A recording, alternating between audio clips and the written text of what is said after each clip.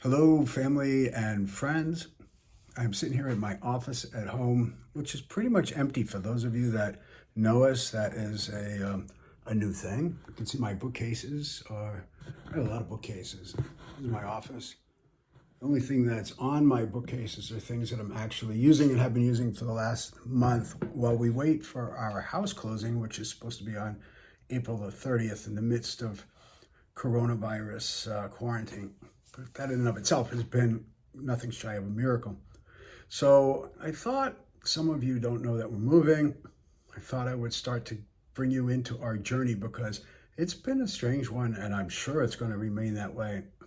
And we'll keep touch.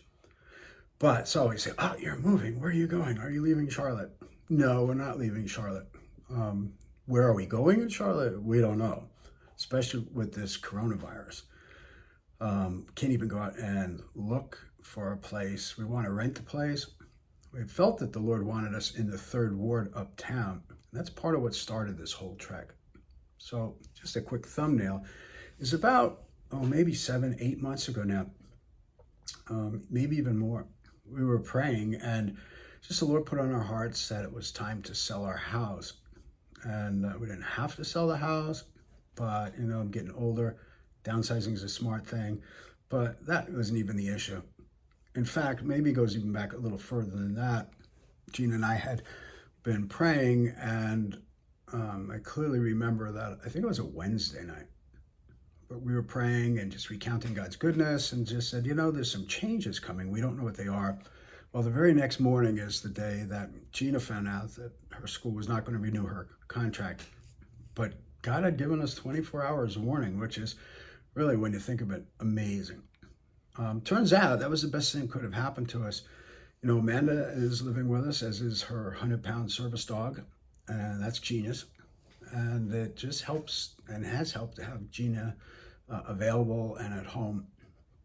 And so as we're doing this, God just kept putting on our hearts that 2020 was going to be a very different kind of year. It was going to be a very challenging year.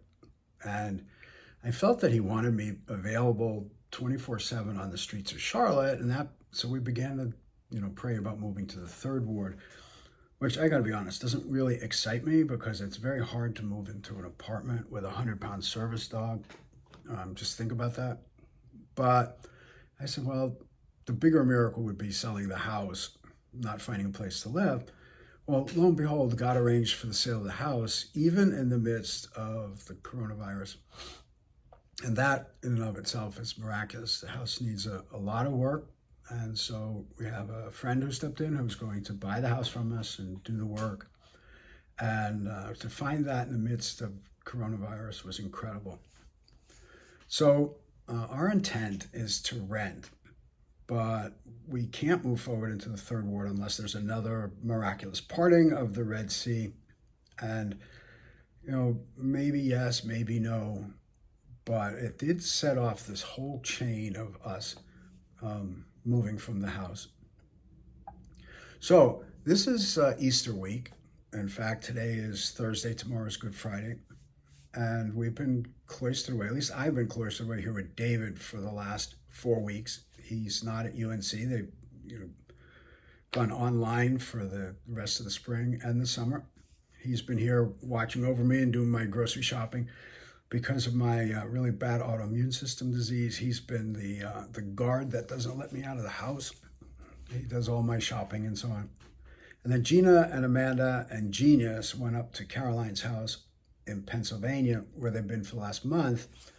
And the intent was to get them out of this chaos into a more stable environment, and then to come back at a time when we were ready to transition.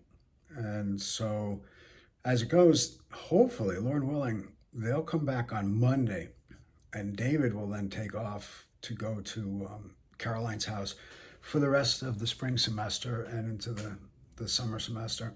And he'll do school online. So when Gina and Amanda come here next week, then we will begin the last phases of getting out of the house, removing the last few things that are in the house. It's not very many. And then trying to find a place to live in the midst of coronavirus. Now, through all that, God's been really good. And so we know it's the time, we know it's the right move. We just honestly don't know where we're going.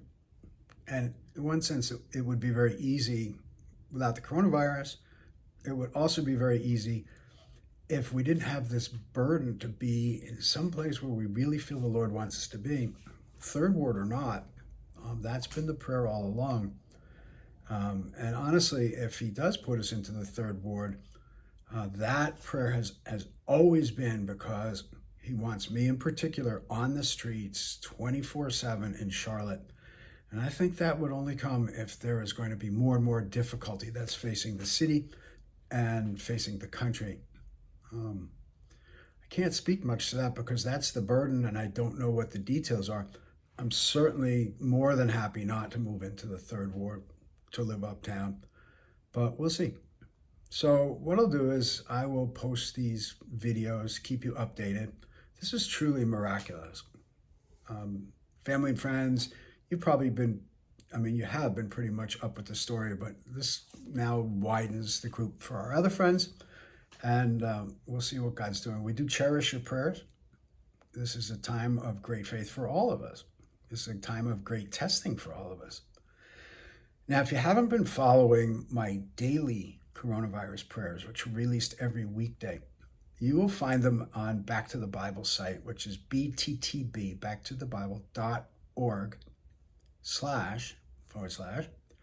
/ weekly, capital weekly, hyphen, capital prayer. And then you'll sign up for these reading lists, and then you look for Charlotte Awake, look for the weekly prayer. But I think if you write exactly what I said, bttb.org / weekly-prayer, it will take you right to it. And I release those every single weekday, and they're very current. Now, they're also released on the Charlotte Awake Instagram account, but those I see are delayed by a few days. So either catch them there delayed or catch them pretty much real time at the Back to the Bible site. Also look at our Charlotte Awake webpage, charlotteawake.com, under resources. There, check out two things. I've been writing blog posts, so you'll look for blog, and you'll see I've written one about coronavirus raindrops and paddling the coronavirus ark, and I just released one called The Spotted Leopard and Coronavirus. So I would suggest that you catch up with me that way.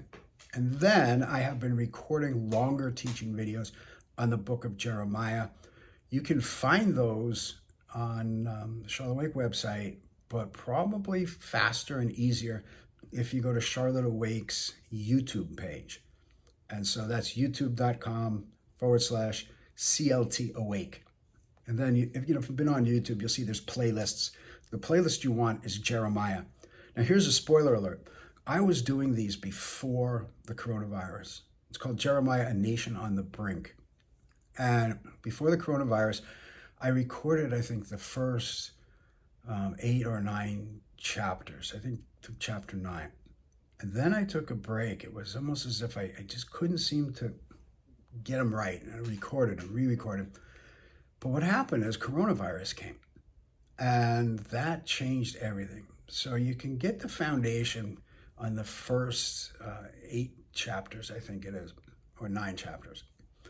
And then I pick it up in chapter 10, and you can see a definite change in tone because everything that I've been talking about before, we were now facing. And I'm going to record another one today. In fact, I'm going to try to do a handful of them over the weekend, even though this is Easter weekend.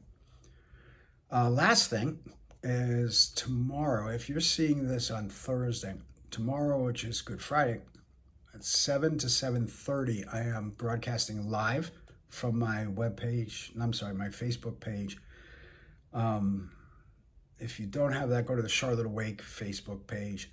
From 7 to 7:30 p.m., I'm doing a live service, which was designed for the people at Sun City. I'm talking about Simon of Cyrene. It's Good Friday. I've asked, whose cross are you carrying?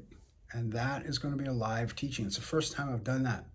And more I'm using the technology. So that will be Friday, Good Friday. It probably will be recorded, so it'll be on that YouTube page after that if you're seeing this afterwards. And I'll keep in touch with you guys from time to time. But love you all, And that's what's going on with us.